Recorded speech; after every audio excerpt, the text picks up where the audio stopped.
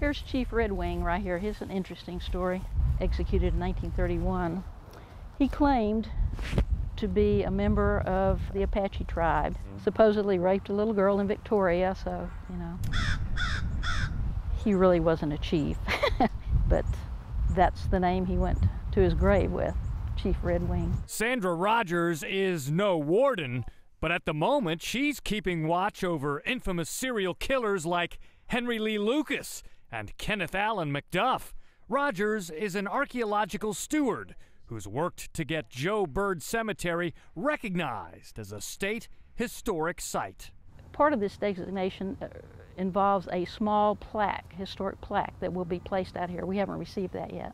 Since the 1850s, Texas inmates whose mortal remains remained unclaimed have been buried on these 22 acres. It's a potter's field full of prisoners.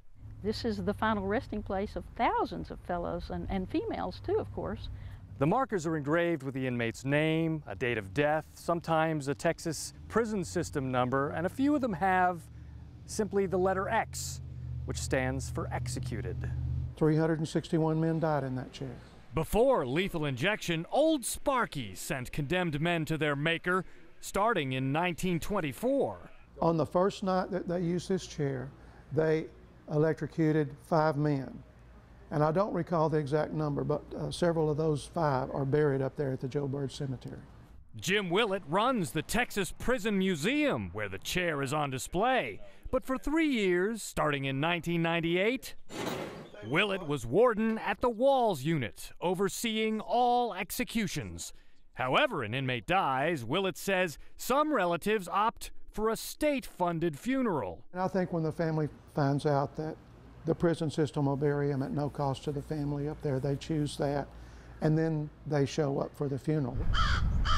And a few keep coming back, leaving flowers and mementos. Then there are the sightseers, drawn by the sheer notoriety of the place.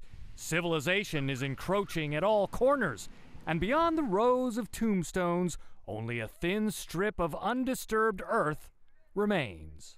I hear that we are running out of space. I don't know what they plan to do. The Texas Department of Criminal Justice isn't saying, although an official estimates there is enough room here for a few more years. The next 4 graves are dug and ready, just waiting for the clock to run out on someone else's prison sentence. Last stop. We all have a last stop.